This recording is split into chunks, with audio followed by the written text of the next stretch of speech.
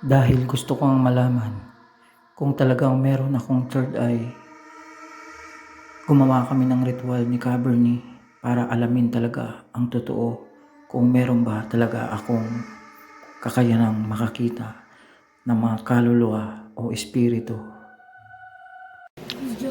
Ito guys, na agimat ni Cabernet, kalimitang gumagamit niyan ay pulis at sundalo. Ngayon Cabernet, paano sila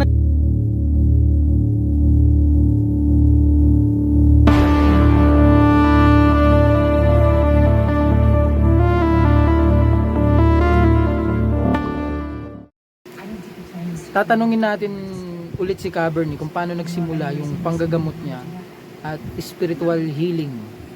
Ayan. Cabernet, paano po nagsimula yung pagiging manggagamot nyo spiritual or spiritual healing? Kayo po ay nagpapagaling sa mga nakulam, na barang or anumang espiritu nagpapalayas doon sa nagpapahirap doon sa tao at napapalayas nyo po. Paano nagsimula po ito? Unang-una niyan, napakabata ko pa noon. Wala pa akong kaalam-alam dyan.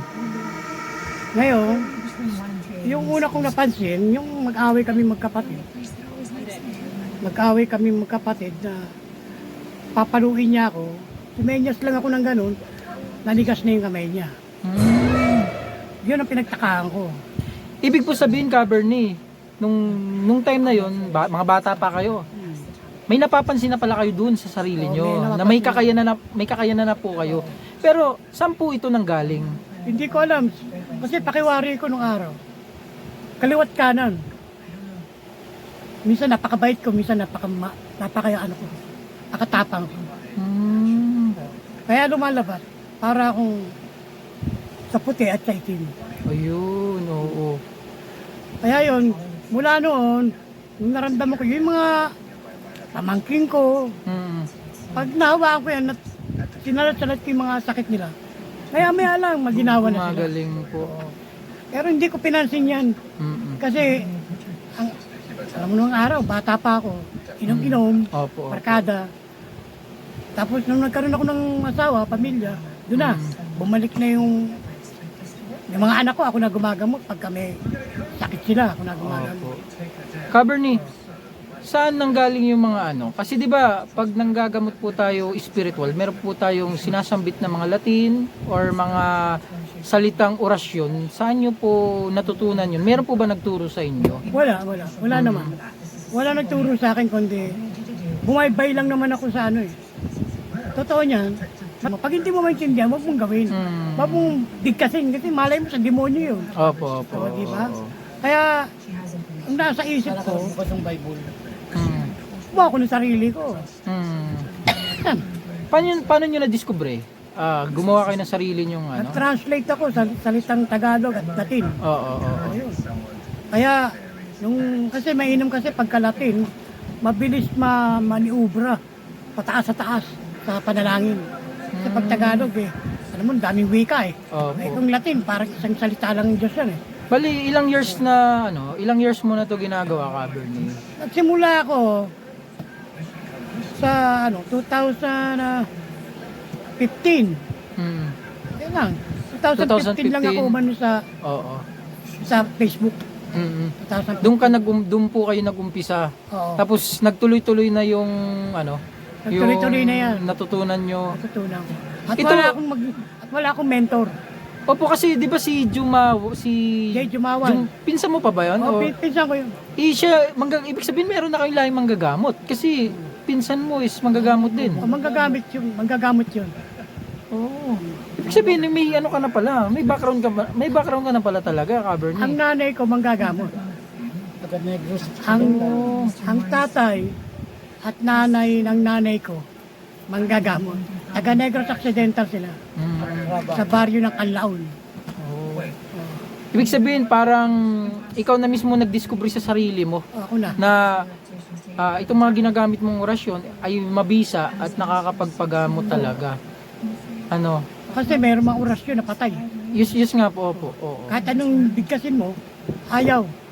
At saka 'di ba, nasa tao rin 'yun Kung talagang gusto mo sa sarili mo na pag gumagana talaga yan. Nasa sayo kasi may iba sumusubo Cabernet na kunyari manggagamot sila pero wala namang Sa pagtatawa, Cabernet, tuwing kailan ka tumatanggap ng mga pasyente para gamutin spiritual na problema? wala naman akong araw eh. Mm-mm.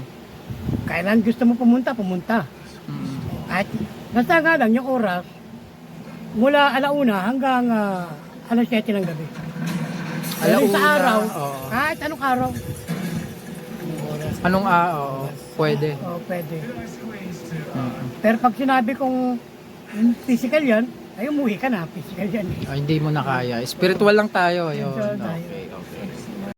Dahil gusto kong malaman kung talagang meron akong third eye, gumawa kami ng ritual ni Cabernet para alamin talaga ang totoo kung meron ba talaga akong kakayanang makakita ng mga kaluluwa o espiritu.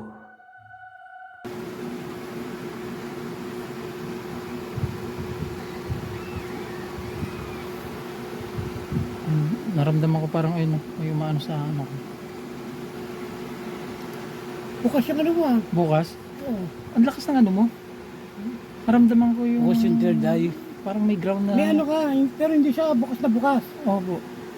Parang nasa ano na siya, nasa kalahati lang. Opo, totoo. Nasa kalahati lang po ako. Hindi siya sure na bukas na bukas. Oo. Pero nakakaramdam ka. Yes po, nakakaramdam po ako. Ayun guys, nagpatingin ako kay Cabernet. Kung may third eye po ako, sabi niya nga po sa akin, meron po akong medium, kalahati lang.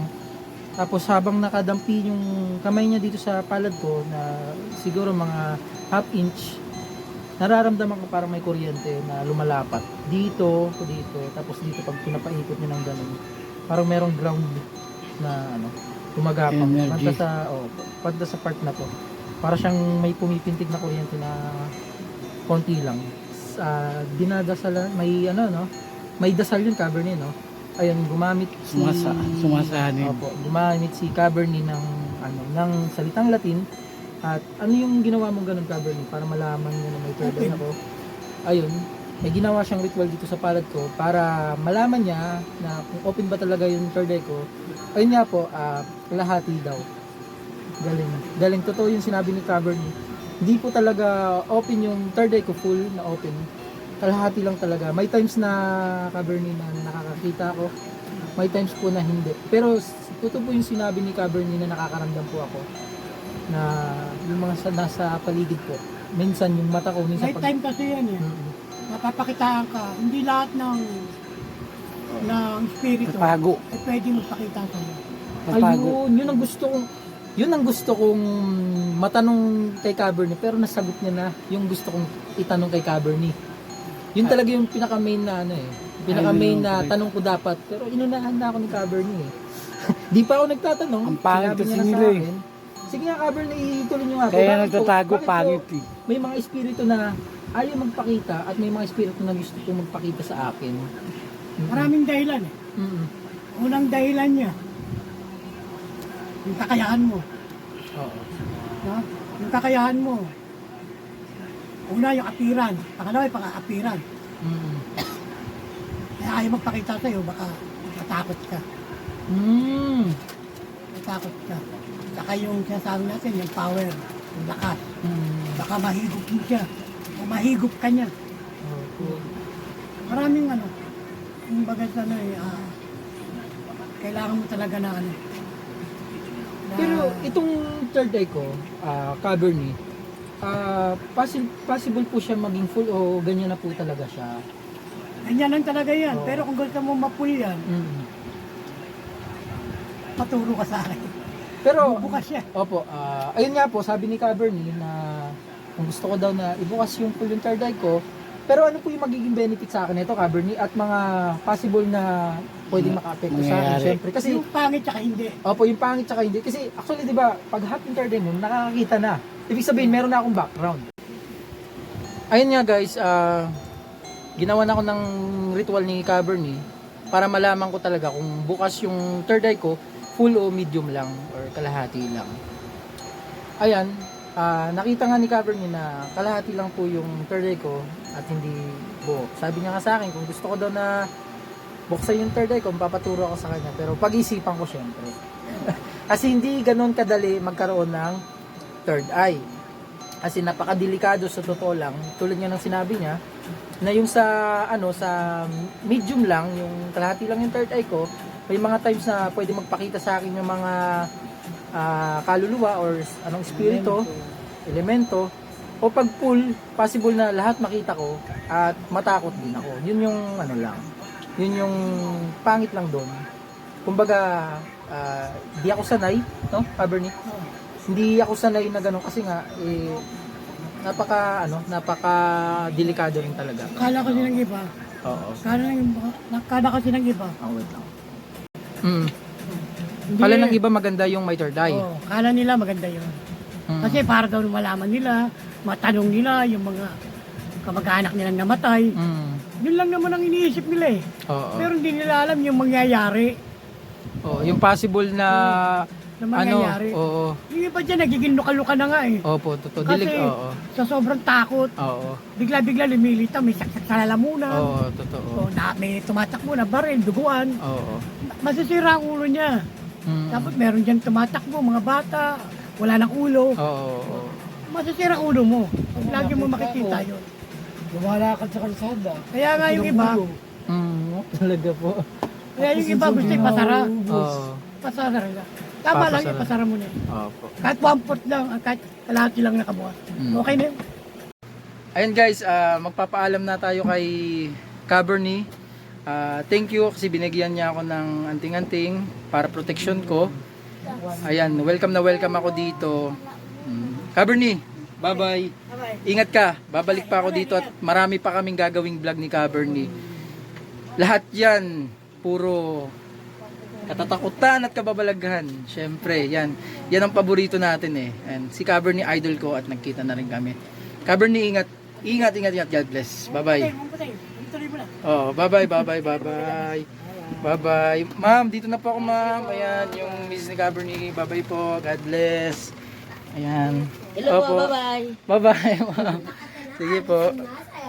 Diyan, may mga pasok Oo. dyan. Hi, Saan? ako. Hello po. Ayun oh. Ganda oh. Tay, dito na ako tay. Kaya ko na to. Lumabot lang, ganda ba? Okay po.